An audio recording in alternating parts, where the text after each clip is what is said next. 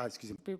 Nous, ce qu'on a compris, et d'ailleurs c'est l'explication qu'on nous a donnée, c'est qu'il y a des interdictions administratives et de billetterie donc, qui sont en lien avec la Ligue, et donc c'était le cas à Lyon, mais ce n'est pas quelque chose de juridique, en fait, enfin de judiciaire. Donc en fait, il n'y avait pas de décision ou de condamnation de ces supporters pour leur interdire l'accès à tous les stades.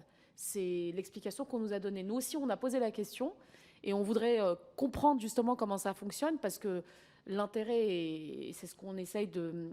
ça fait partie des choses sur lesquelles on souhaite avancer, c'est de se dire qu'à un moment, si on a une interdiction sur un stade, pour des propos tels que ça a été le cas, parce que là, on a eu des saluts nazis, on a eu des personnes qui ont montré leur passeport à d'autres joueurs en disant bah, « nous, on est français, pas vous », etc.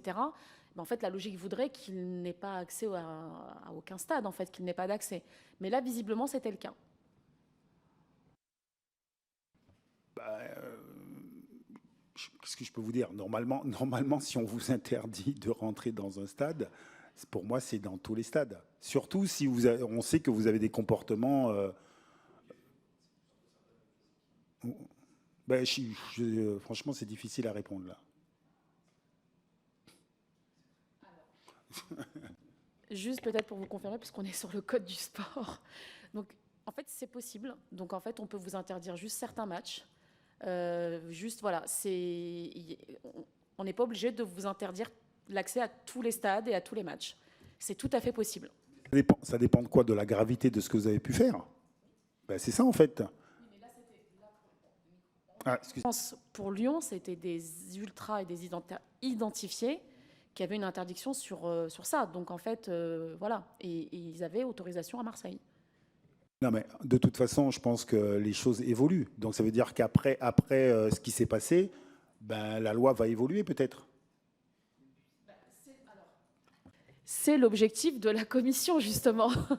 C'est pour ça qu'on pointe aussi les dysfonctionnements, parce que je pense que là, ça en fait partie. Voilà, on en discutait entre nous. Il y a eu les jets qui ont eu lieu à l'extérieur du stade, donc sur les bus, et qui ont blessé d'ailleurs gravement l'entraîneur de Lyon.